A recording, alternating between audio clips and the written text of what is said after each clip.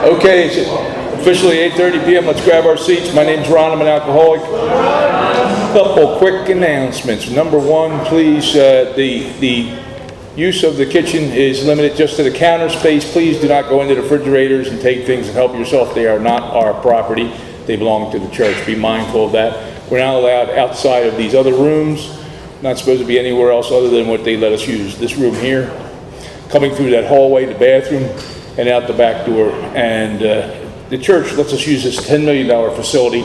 They just want us to take care of it and be responsible and be respectful of their property, so be mindful of that. What else we got to do? Oh, really good announcement. New Year's Eve will be held here. New Year's Eve celebration once every 7 years. It's absolutely free. Giving away a Cadillac Escalade door prize. Don't miss that. Pick your color. We have 7 p.m. to 8 p.m. open mic.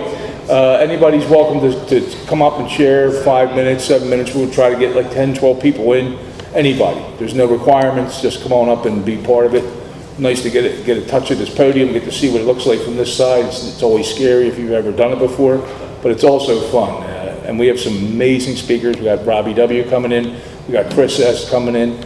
And then most likely we'll run to about 10:30ish, something like that. And maybe we'll pick up, and I heard that Lambertville is back on, so we'll probably head over there afterwards.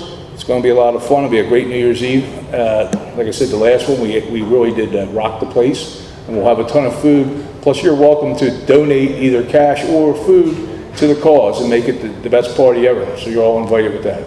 So there's always a bunch of other stuff, but our chairperson, who's our chairperson for tonight? Do I remember? Oh, here she is. Yo, let's welcome Kara. Yo!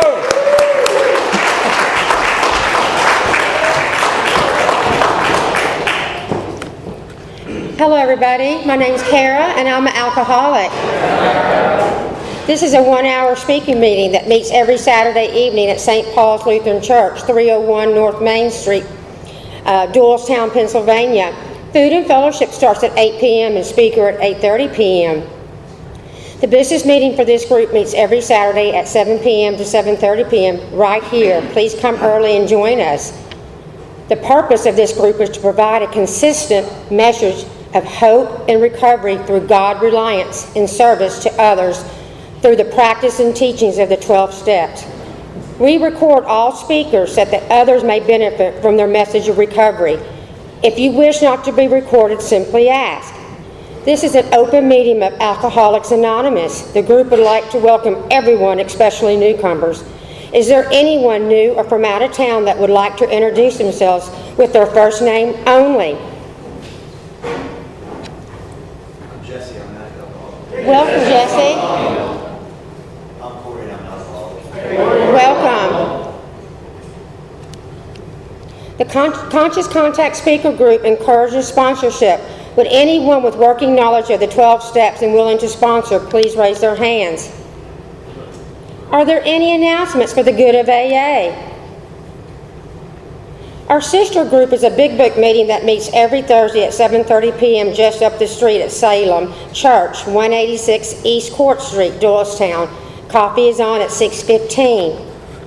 We have meeting lists and Big Books on easy terms. Please see me or any home group member after the meeting. If you cannot afford a Big Book, the Conscious Contact Speaker Group will give you one at no charge. Anyone willing to make donations for the purpose of Big Books and CDs to help those who cannot afford them can put donations in the jar on the table marked Big Book and CD donations. Please subscribe to our YouTube channel, the Conscious Contact Speaker Group of Doylestown, PA, and our Facebook group. Subscribe and share. You can find our speakers there. Join our Facebook page to keep informed and share upcoming events and meetings. Now I've asked Brian to come up and read Just for Today, Prayer of Recovery. Let's welcome Brian.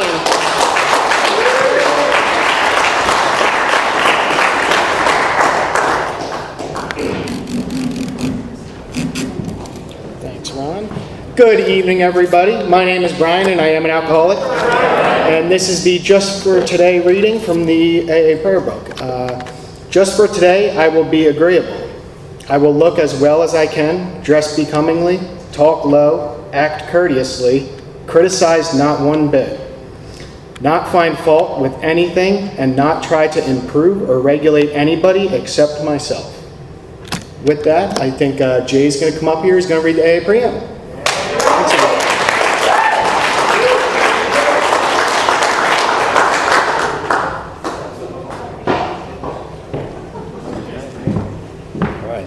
My name is Jay. I'm an alcoholic. Alcoholics Anonymous is a fellowship of men and women who share their experience, strength, and hope with each other, that they may solve their common problem and help others to recover from alcoholism. The only requirement for membership is a desire to stop drinking. There are no dues or fees for AA membership. We are self-supporting through our own contributions. AA is not allied with any sect, denomination, politics, organization, or institution. Does not wish to engage in any controversy, neither endorses nor opposes any causes. Our primary purpose is to stay sober and help other alcoholics to achieve sobriety. And I've asked Andrew to please come up and read the AA 12 Steps of Recovery.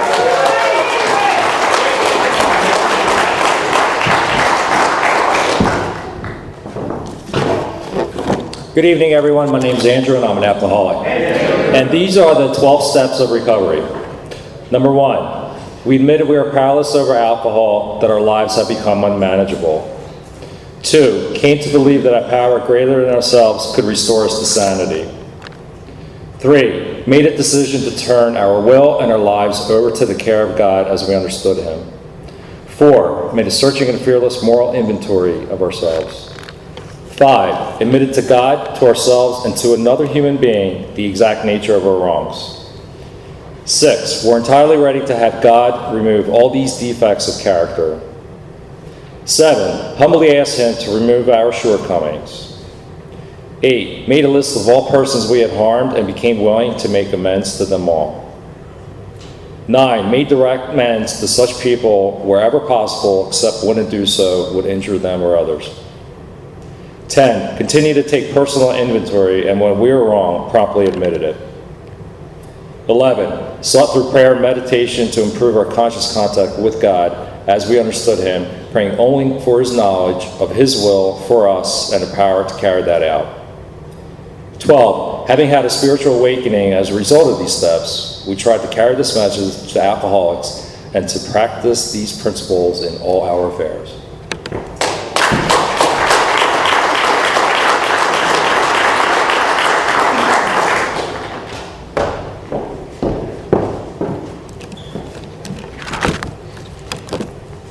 Well, guys, let me find where I need to be.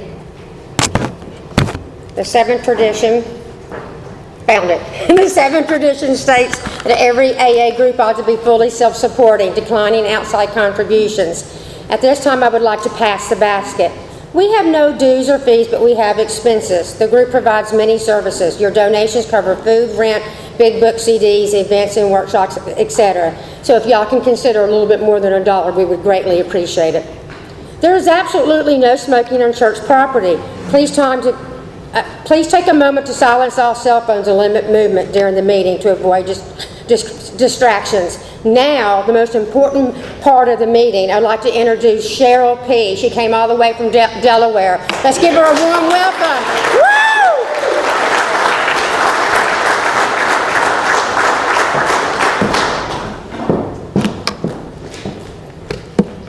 Hi everyone, I'm Cheryl and I'm an alcoholic. Does this sound okay? Just making sure, yeah? Okay. Thank you for having me here tonight. I feel honored, I feel humbled to be able to have this experience, beginning another day sober. I have a home group, which is Main Street, Big Book in Wilmington, Delaware. I'm sorry, I'm just a tiny bit nervous here, but I'm just, I pray beforehand, I pray with my sponsor, I pray with my grand sponsor, and, I'm just allowing God to come through. But I know my role up here and what I'm looking to do is share my experience, strength, and hope, and that also to share how I had developed a relationship with my higher power, having a spiritual awakening as a direct result of the steps. So given just my background of what it was like growing up, for me, I was very, very lucky in that I had, I guess, as you can say, the most normal-ish, as you can say, childhood.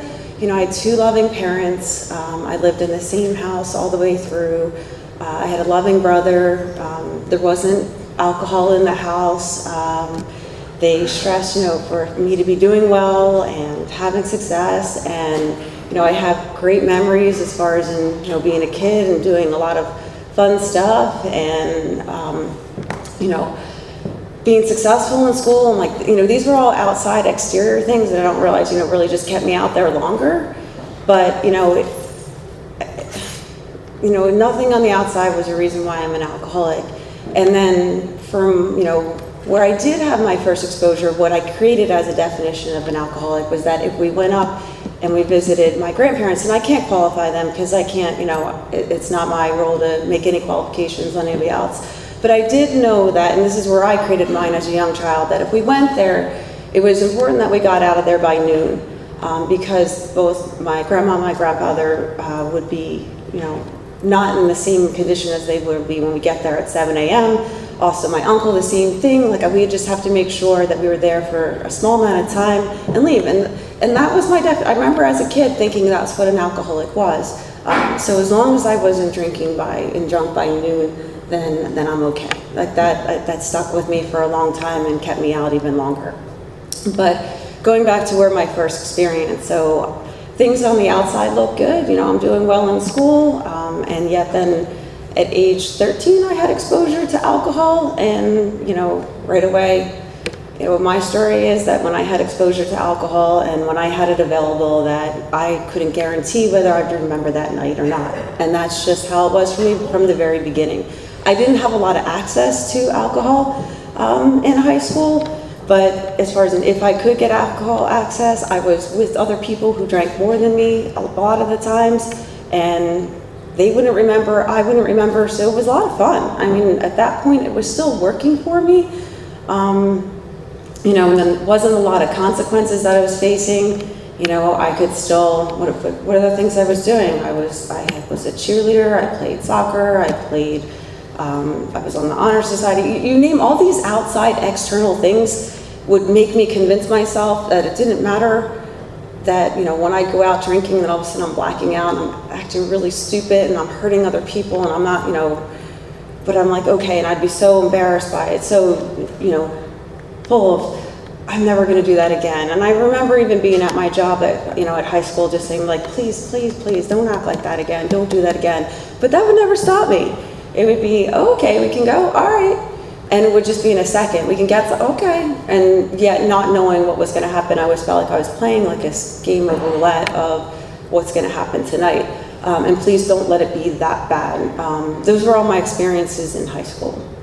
And then it just got worse when I got to college. I was still able to manage all the outside exterior things. I was able to keep up the grades. I was able to get to classes, but at the same hand, it's getting worse now as far as I'm going out and I'm waking up in places on the floor and I don't remember anything that happened. And that's pretty humiliating and that's pretty embarrassing, and you're not really being able to you got to find a new group of people to hang out with, because who wants to babysit and be around that? And you're just keep on floating around, or maybe you just stay by yourself, or whichever, but kept believing heart of hearts that there's going to be a way, there's going to be something different and something's going to change. And my mom, she really, really tried hard. She took me out, she was the one that grew up in that experience of alcoholics, and she really wanted so badly for her daughter not to be one. And we would have conversations. And she would be like, Cheryl, maybe if you just ate a little more. It was all that outside trying to fix things again. If you just ate a little bit more, maybe then when you're out drinking, it wouldn't have been. She even gave them, why don't you drink some milk? And that's even in our book. She was like, drink some milk, it'll coat your stomach. And I'm like, okay, yeah, I'll try that. And that didn't work. I was trying every single thing. People are because they count their drinks. I'm like, okay. I count them and I forget about counting them, because that's never going to work for me. And that's not the two things. I may have never drank all the time, and that kept keeping me out there longer. But when I did drink, it was scary to know what I could do. I was a Jekyll Hyde, and sometimes it could be of, oh, I love you, and other times it could be I'm ready to fight, beat you up or whichever, or fight and curse and all this other stuff. Things that I would never do. So that unmanageability was coming out. But again, it was you know what, it's worth it. It's my solution. It's how, you know, how else am I got? Because if I wasn't drinking, I still was like, when am I going to drink next? I still had, like, that was from early on. Like, I, you know, even found a way to get a fake ID in high school. I'm finding, you know, ways to get access. And it's controlling me in a way that my thinking isn't present on anything that, you know, about life and what I'm trying to get done. It's more about, when will I get that relief? When will I get that? And if I'm out with you, I'm not paying attention to the conversation. I'm looking at you going, you're only there on your drink? My drink's all the way down. Like, oh crap, I gotta slow down. I gotta figure this out. Wait, okay, come on, please, drink yours a little faster. And then I'm like, okay, all right, you finally did. Wait, you said something? I've not even been listening to your conversation for the past how much. It was just like, I'm more paying attention to who's got what. Somebody's like, shots, yeah, all right, cool. You know, now we can get another one of those in, and, you know, now it's finally time to get another drink. And I'm like trying to control it, but I'm certainly not content at any of that time. And if I'm content, I'm certainly not controlling it. And I'm, you know, not realizing it, but, you know, I'm completely not present in it at all. You know, friends were even trying to help me. You know, I would go to a party and I actually was trying to beat up my friend. You know, I was seeing things that weren't even happening and causing havoc for people. You know, you get those conversations and they're calling you up and saying, please tell Cheryl she's never invited here again, you know, and I got to hear that, and I've got to be like, wow. And then she's like, you can't drink like that. You've got to stop, right? And I'm thinking, I can't drink like that. I got to figure out how to drink like they do. And I really thought I had skin in the game. I thought my will, because my will could figure out how to pass a test, my will could figure out how to pass a school, my will could figure out how to get all these other things, all these external things, my will could do that. But when my will came to alcohol, I was absolutely helpless on that. And yet my whole mind kept telling me that I had some skin in the game, that next time would be different. And, you know, and I love the one friend, she's like, you just don't drink enough. I'm like, yeah, you're right. Oh my gosh. She's like, you need to do more hard alcohol, and that's what's going to do it for you. I'm like, genius. Well, you can see that didn't go so well either, you know, when I started adding that into it, because I was, you know, it was just getting to the point of like every single way I tried. And my brother came up with an idea, and he said it like, you know, it says in the book, and he didn't know anything, and I didn't know anything about AA before I came in. That's just my experience. But he said, Cheryl, why don't you try for 1 year not to drink? And I was like, okay, all right, 1 year, I can try 1 year. And he's like, there's all these other things you like to do, you can do those things. Okay. And, you know, what I remember in my experience in that year, not even, because I made it maybe almost 3 months, not even, that's probably my alcoholic mind lying, it was probably a month and a half. But what I remember was that I was getting worse. Like my external stuff, yeah, I didn't have those phone calls coming in or the texts that I'm reading, like, oh crap, really? Ooh, I said that's it. Oh, dang it, and I called that person. You know, I didn't have that stuff going on. But then there was a part aside of me that couldn't breathe. I was like, how am I going to get through a year?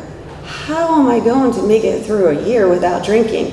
And, you know, it was just like, all right, muscle up, try to figure it out, and, you know, do every other possible thing. But, you know, one question came along, hey, Cheryl, hey, what, you want to drink? Absolutely. And that was like that coming over, you know, with it.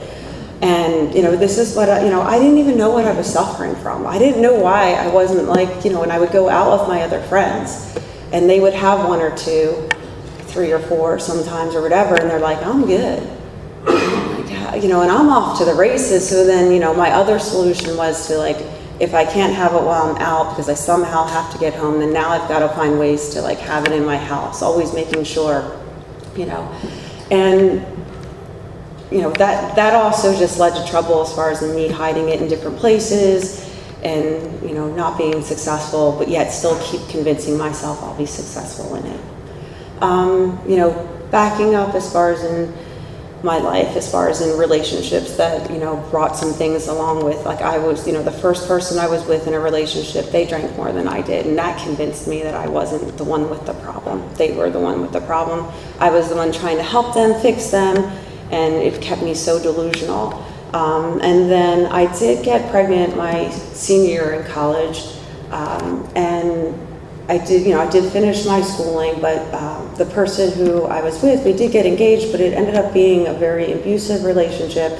He drank more than I drank. He kept only during while we were drinking, it was where the abuse happened. So he kept hating himself as to why he kept hurting me and just wanting it to stop. And so his solution was that, because we didn't know the answer, we didn't have an answer, and I'm hoping that somebody out there hears, some message of hope or whatever, but he ended up taking his life. As, when my daughter was 2 years old, as a direct result, I believe now that he didn't have a solution, and that was his solution to be out.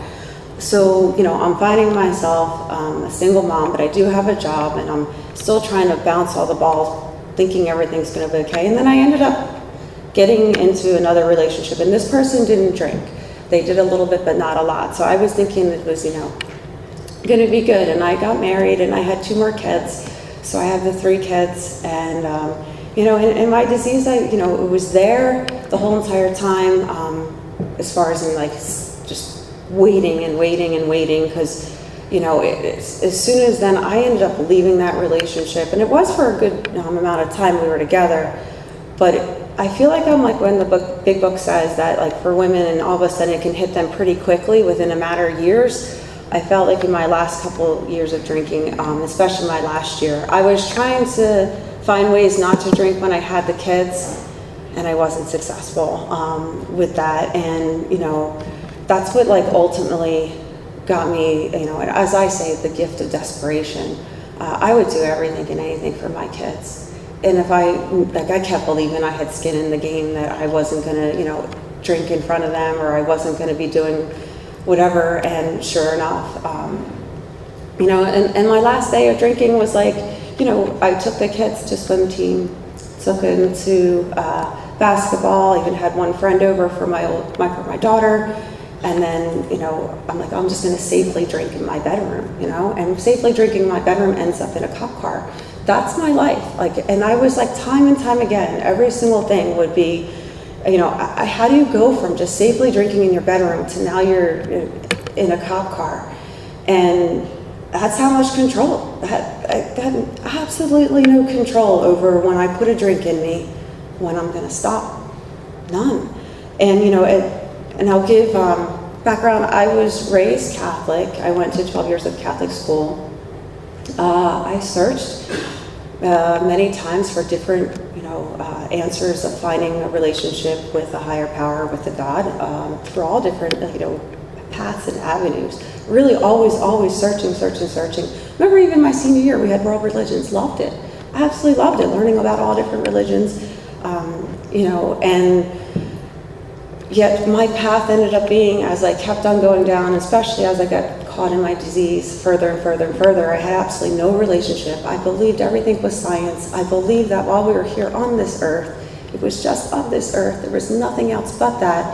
I was fine if you believed something differently, but I understood that this is what it was all about, and I'm good. And when my time's up, I go nowhere else, and that's it, and there's nothing more, because science explains everything. This was my thought process. This is where I was before I came into AA. So I had no, basis. But my mom, she was going, mine was a Saturday night, that was my last night of drinking, and my mom was going to somewhere to, it was something with her church, and I was supposed to be there and bring the kids and be there for her.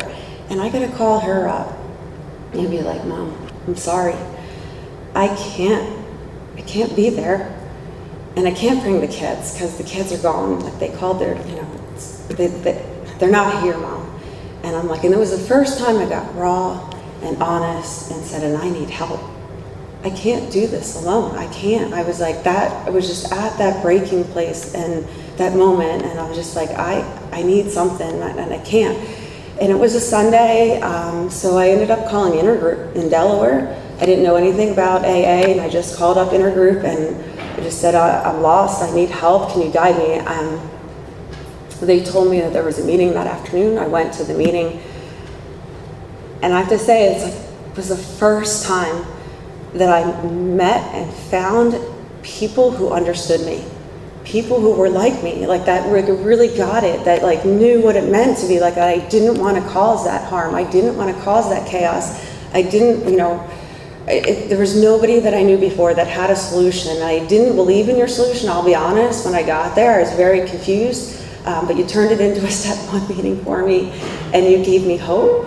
You gave me hope, and it was like the first time in my life that I was like hopeful that maybe something would be different, and I wouldn't keep burning myself to the ground, and I wouldn't keep feeling like the piece of crap that I felt like as I'm walking in, like less than any human on this earth is what I felt like. I felt like I didn't deserve to be on this earth, didn't deserve to be here. And yet I walk into an AA meeting and they're loving me and saying, like happy that I'm here, and then, letting me know that there's a solution, and even staying after the meeting. And I remember Paula was talking with me, and she was pointing to the steps on the wall. And none of it made sense to me. None of anything people were saying was making sense. But she was saying to me, "There's a way out. Absolutely, there's a way out.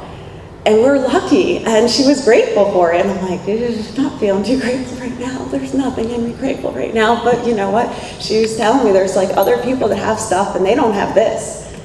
They don't have these 12 steps. We've got an answer, we've got a solution. And like, just, keep on, coming back, keep on trying, like, get a sponsor and work the steps, and, there's gonna be hope. And I remember a woman staying and talking with me saying, it's like and this was just an analogy that stuck with me.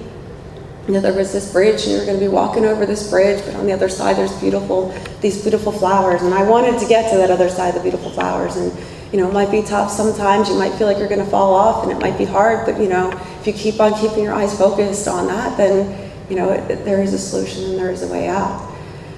Did not believe it. Still didn't think it was going to work. That's great. Your answer is God. Okay, and that's where I was. I'm like, oh no, right? But then again, I'm like, you asked me to build a ladder in my backyard to the moon for my kids. Where are the tools? We're like, okay. So with that, I just said, I'll do it anyway. Even though I didn't believe in it, I'll do it anyway. All right.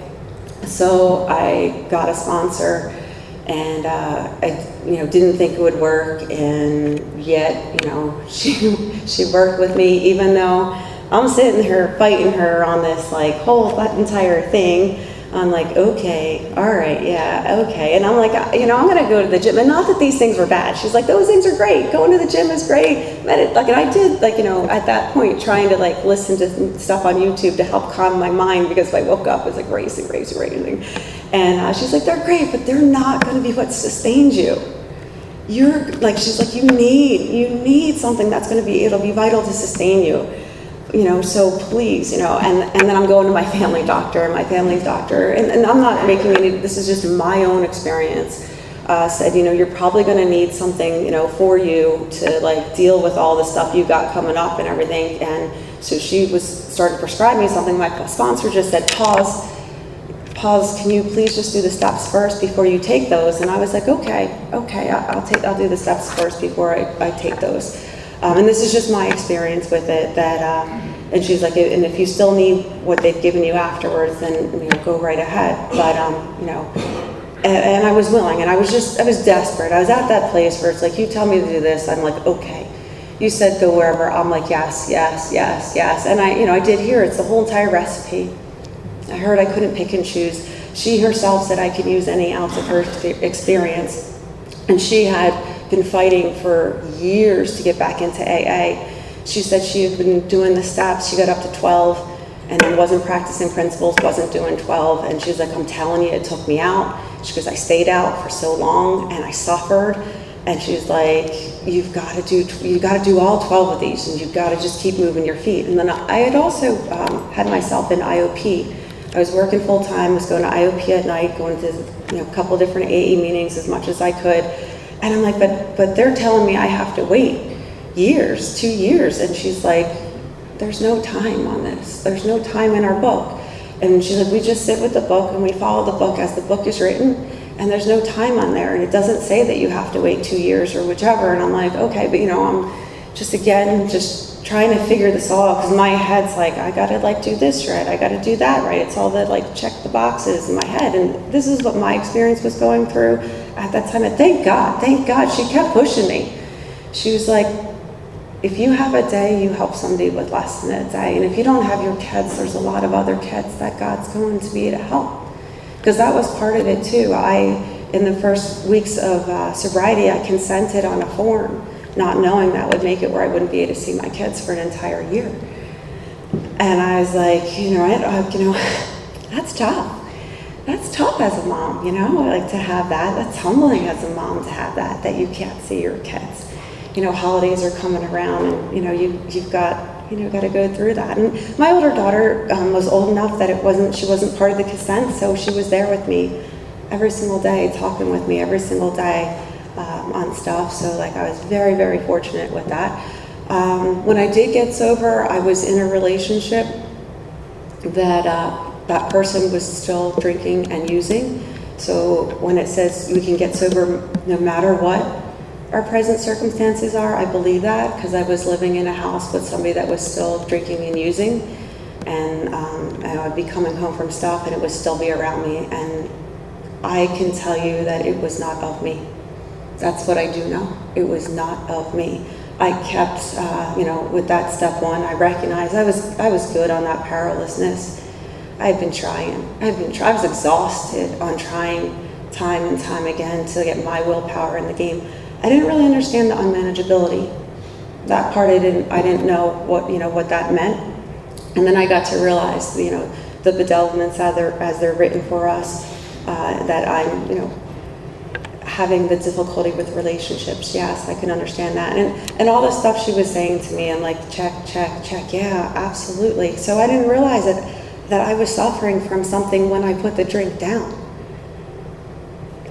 There's something like, it's me. It's not just about putting the drink down. Because I know when I was first working with her, I'm like, do you think maybe that when I retire I can drink? I mean, that's where I thought my life was going to go. Like, just keep it together for a couple of years and then later on fix it. I mean, I still wasn't in a place. And she's trying to let me know, that as far as there's something, I'm suffering from this spiritual malady inside. And that there is absolutely nothing, right, that I'm going to be able to do. It's got to come something greater than me. It's got to come something greater than me. And, so I started realizing that as far as in my powerlessness and the unmanageability, that even in sobriety, my life is going to be unmanageable if I'm not treating it. Alcohol was my solution. You took away my solution. Now it started making sense to me that when my brother asked me to give up alcohol for a year, my life got worse inside, not better, because I have that unmanageability that just keeps creeping and crawling all within me, restless, irritable, discontent. And then, if I don't have a solution to it, there's no middle of the road for me. I've got to have a solution either one way or the other. So in that part is where my step two, that I'm willing. Okay, I don't believe you, but I'm willing. I'm willing to believe that whatever I'm doing isn't working. Spiritual principles, I haven't been doing any of those. I haven't been, taking any time to connect to anything greater at all. So I'll be willing to try a different way. I'll be willing. And she didn't keep me staying there until I became believing. She just said, okay, keep moving your feet, keep moving your feet. Step three, giving and surrendering my life over to God as I understand Him. Okay, all right, God, I don't understand this, God. That's how I said it to Him. God, I don't understand this. And I was talking to walls at that point. I was talking to nature at that point too. I don't even know who I'm talking to. I don't understand at all. But I know I'm desperate. And I know I can't do this on my own. And there was something else that was not of me working through me. That's something I know for sure. There was something else that came through me, not of me, that was working through me. And was like, because I couldn't have done it. I could not have done what I was doing. That I know. I know Cheryl was not the reason why I'm here today at all. There was something else greater than me that was working through me, guiding me, and like letting me know, because it was like, God, what is it that you want? I'm here. And it wasn't always comfortable. I had to get very uncomfortable. It wasn't comfortable for me to have, to do the steps of what they're saying. It's like writing the fourth step and the fifth step. But in the fifth step, I started realizing I was no longer a victim. I was putting myself in victim of all these different things and realizing I'm not a victim. I was setting myself up for a lot of stuff for me to hurt because of my actions. And I was like, okay, but with the beautiful thing of that awareness for me, this is my story. was I was like, I can do something differently. If that's something I can do differently, then I can do something differently. Because now I was getting, awareness of where I was selfish and self-centered, to the core in so many ways. And I was getting free, and I think it was somewhere around the 5th step, the drinking, the obsession of drinking was removed. Because I still remember being places and like praying to God. It was like I'd have text out to all my girls and being like, please, I got to go to this wedding, and I'm nervous because there's out. And I was always like, so I know for like there was some time where I was definitely just clinging on, white knuckling as much as I could as I was working the steps. So it wasn't like, and then I just remember all of a sudden I was with my older daughter, and I had to go to a Mac machine, and the only Mac machine was across the street in a liquor store. And I like walked in, got the stuff, and left, and I was like, oh my God, I didn't have that craving, I didn't have that obsession, it was this, without my doing, I was noticing. And when we go to the restaurant, it was like the only place to sit that was available was the bar. And I'm like, but I had a great time, and I wasn't fazed by like all the, and that's when I started noticing that I was getting free of the obsession. Somewhere after my 5th, going on into my 6th and my 7th. So 6th, absolutely, willing to have my character defects, a lot of them, right, be removed, and quickly into step 7 of God, please remove my character defects, and whichever ones are going to help me be useful. And that helped me when I started realizing He only removes the ones that will get in the way from being useful. And if there are character defects still stuck within me, that means that God's using them in some way, because He'll find every single ounce to find a message, to carry a message in any way. Like it's so much better when He's using, the other stuff, but at the same hand, if He needs to use one of those to help carry His message, that's fine as well. And then, the 8 and the 9, I went very quickly on, trying to make whatever amends I could to get, and I remember just getting freer with that, and not everybody was willing to listen to my 9, and that's okay. And I know even one that I thought I got off on, where for first year, they refused to, and then, years later, they're then asking for one. I'm like, oh no, I didn't want to, but at the same hand, it's like that God reliance that came through, that it's just like, I have to depend on something greater than me completely. And that's what I keep on doing as far as in life. It's just like, what is it that you need me to do, God, right? How do you need me to get through each of the things, God? And I didn't want to, and it's just like, it's just this moment where you just pause, and you're super uncomfortable, but you're just like, okay, and to make some, and this is one of those ones that was like worse, things that they might have done worse to you, but you still got to go, and it's not an easy thing to do, but you go ahead and you do it anyway, and you know that it's God that was with you through it, and it comes out way better. And that's my experience each time of, if I keep me out of the way, it goes way better. And I need to have something greater than me come in and work through me in order for it to go way better. Like I said, I would have sold myself short. Being able to have, I'm so lucky today that I get to sponsor other girls. And in step 11, I could talk for hours on step 11. That was something early on that just because of what came through me and being within me, that I did create a direct result of working these steps, this connection with something greater than me, which I absolutely feel so blessed. I'm so blessed because I get to be awake, because I do believe this is a matter of perception. As far as in that, when I first came in, I thought I was doomed. I thought it was the worst thing on the earth to be an alcoholic, and then my perception was that, why God, why, why couldn't I be, I had to fail so many times, the shame, the guilt, and all that. And that got squashed. That whole entire perception got squashed completely.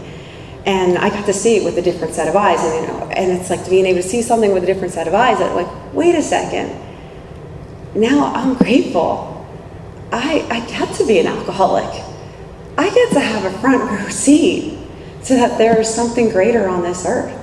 And to be able to see other women I get to work one-on-one with, that they're there, there's like no, just the look in their eyes, there's nothing in their eyes, and I get to work with them, and I get to see a front row seat to them changing. And believe me, when I was 6 months when Jen's telling me that I got to start doing step 12, and I'm like, I can't, I'm not good enough, I don't even have my own kids right now. What the heck can I do? How can I help anybody, And again, she was like, Cheryl, I'm telling you, you can't just do part, because she tried to do just the part. She tried to just do pieces of the program, and she was like so convicted to telling me like, you've got to do the 12. And I was like, okay, and she was great. We'd get to a meeting together, and she's like, Cheryl sponsors. I'm like, thank you, right? And she'd help me out. She'd give me that nudge that I needed to be able to go up to the new girl. And and I felt like so many times I would go up if I didn't know you. I'm going up to you and I'm talking to you, and I feel like I would fail. And like I asked somebody for their number to read it, and they're like, no, thank you. And I'm like, oh, okay. I'm like, all right, no worries. Go on to the next one. It's okay. But like that's okay. And then here's how I'm not in the results business, and God makes sure I know that. But yeah, and here's the thing. The week later, I go back to that same meeting, and I'm just like, okay, hide your face from her, right? And she's running up to me, and she's like, Cheryl, can we exchange numbers now? And I'm like, huh? And she's like, I was just too embarrassed. My hands were shaking last week so bad from the tremors that I couldn't speak, like I couldn't put my number in, and I didn't want you to see that. She's like, would you still be willing to take my number? Would you still be willing to sponsor me? And I was like, okay, yeah. You know what I mean? So it's like that kind of stuff. Like I'm not in the results business. And even like the first girl who I thought I was going to be her sponsor, but she was absolutely drunk when she asked me. And I'm like, saying to Jen, like, I have a sponsee. Because she was saying to me, Cheryl, go to a meeting every single night until you have a sponsee. And I listened. I was like, okay. I was going to a meeting every single night. And then it was like 2.5 months later. And I'm like, I found one. And then I'm like, but she doesn't remember. And then, of course, she wakes up the next day and she's like, oh, I already have a sponsor. And okay, no worries, we'll keep on going, So I kept on, I kept trying. I meant well, and then I'd give a girl a ride home. And then Jen's like, did you get her number? And I'm like, oh, shoot, forgot to get her number. Okay, yeah, note to self, right? So I didn't do it perfectly in any way at all. But, I kept on, trying, and that was what my understanding is. It's just like God just needs me to plant seeds. And I don't know what's going to happen after that. Like, I know that I'm there to plant a seed, and wherever God has led me to be, wherever message God has put me to be, like, I plant that, and it's not of me, again, it's something else. And I know it's not of me because I know I couldn't have done everything that, God got me through this, it just wouldn't have been possible. So, it's just like a matter of just trying to plant seeds. And then sure enough, it ended up, having a flock, we don't want to miss that at all. I mean, how lucky that now I have women around me. I have sponsees who have sponsees, a sponsee who has a sponsee. Like, that's cool. Like, that's really cool to have. And, we get to have different experiences, as they're, going through working with their sponsees. They're calling me up and, sharing stuff going on. And it always comes in times because, life is as life, life terms, because you can imagine a Mother's Day, well, at least me as a mom, and, I'm having my, daughter say, well, sorry, I'm not coming, right? And, sure enough, what happens is a sponsee calls in and I need help. And that's a great way to get out of self, that if somebody else, needs a message, then God spotted me in the right place to be able to give that message, and I mean, I don't know how, I got lucky to be in this position and to be able to carry this out. And, I get to live a life today where I was able to, and I don't say this, I only say this for, like, there is hope in what my life is like today. I was able to meet somebody in sobriety. They are not one of us.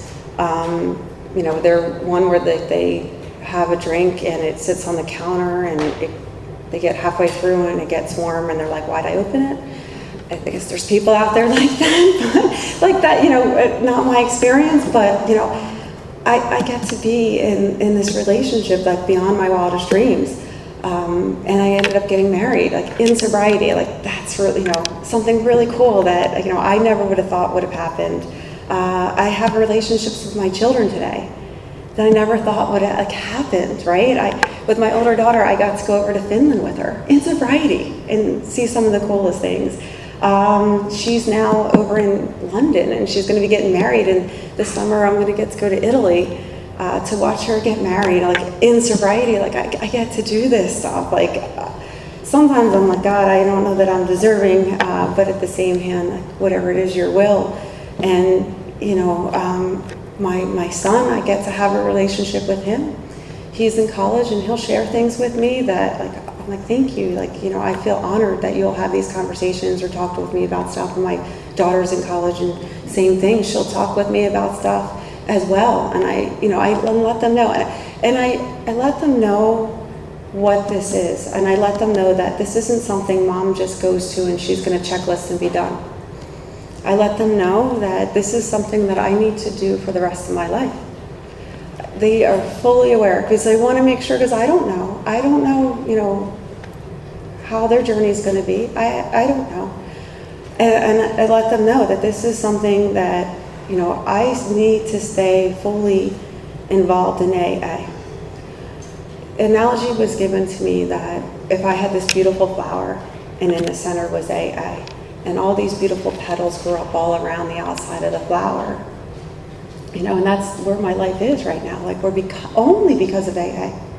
100, because I know I tried every other avenue before coming into AA. I had a psychiatrist, I had a psychologist, I was, doing other stuff that I could be able to. I exercised.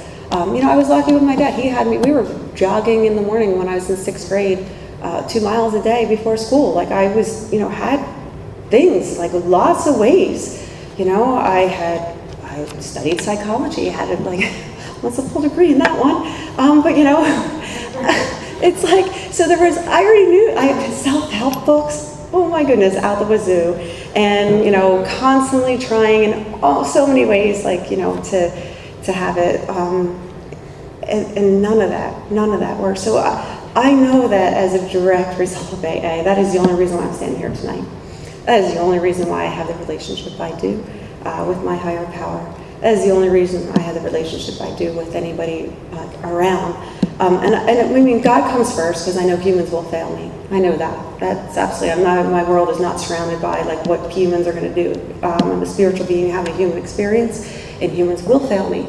But God and my higher power will bring into my life, every person that I need at that time, because I understand, because you guys taught me, everything is happening exactly how it's happening, at exactly the right moment, in exactly the right way, with exactly the right people, perfectly. And until I could accept that, I would have, absolutely, I wouldn't have that serenity. Absolutely wouldn't have that serenity, but it's in that acceptance of knowing, no matter what.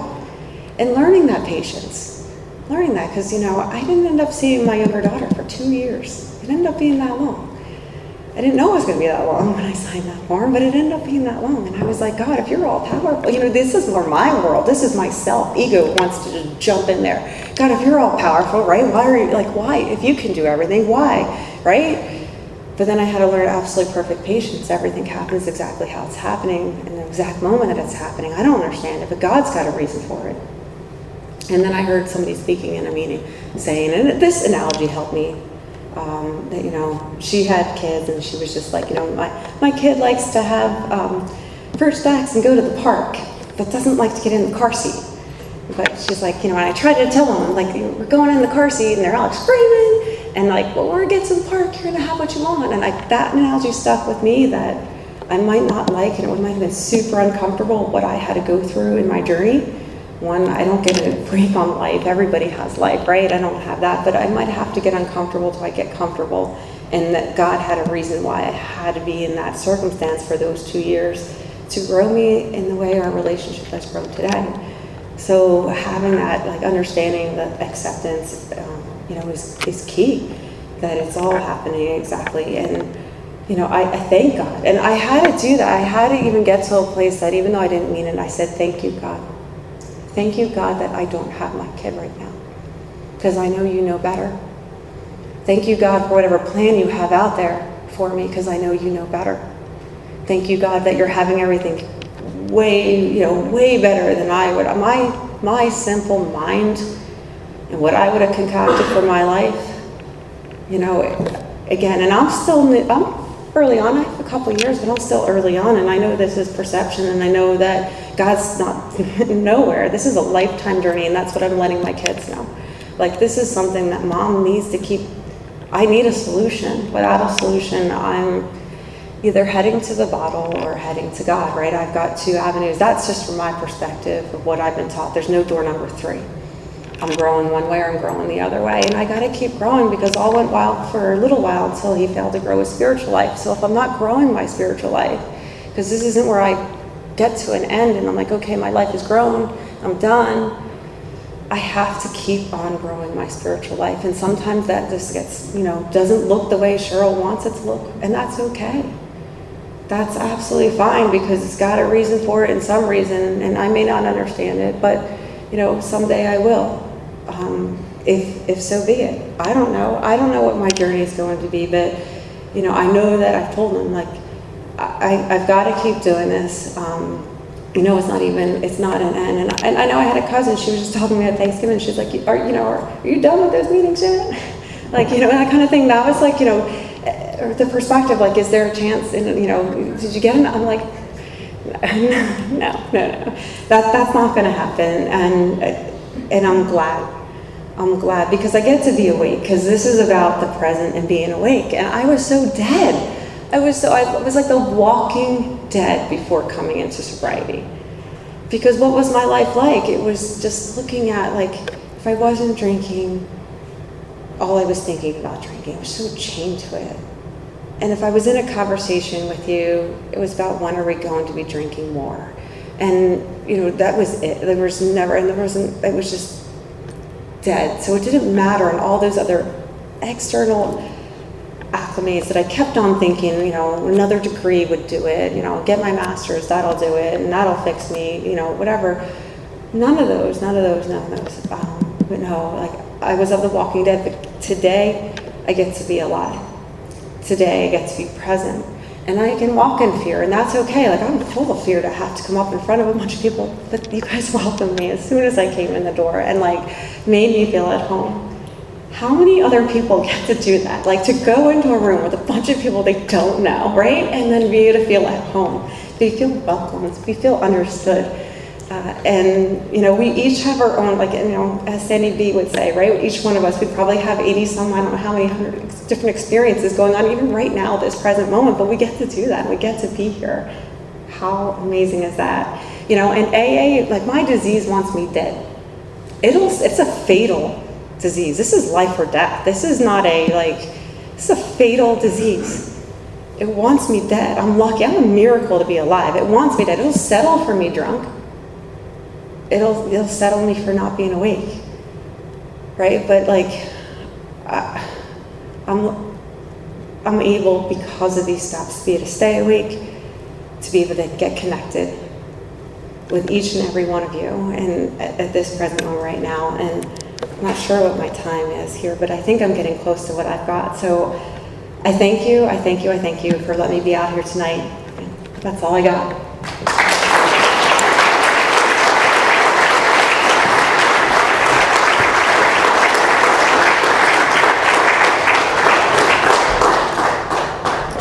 My name's Nick, I'm an alcoholic. Let's have another round of applause for Cheryl, that was fantastic.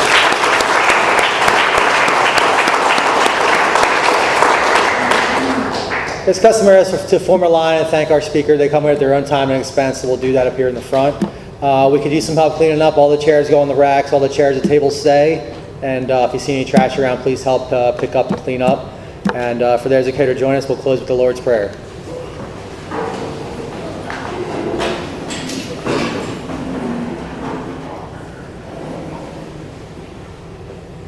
A moment of silence for anybody that we've lost or anybody dying of alcoholism.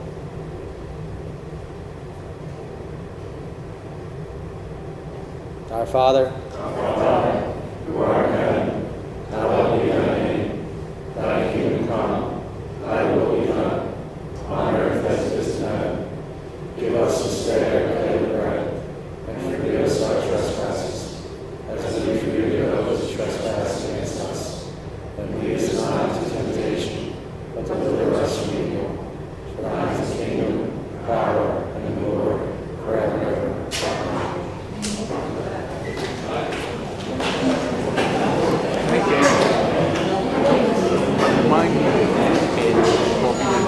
want to say something?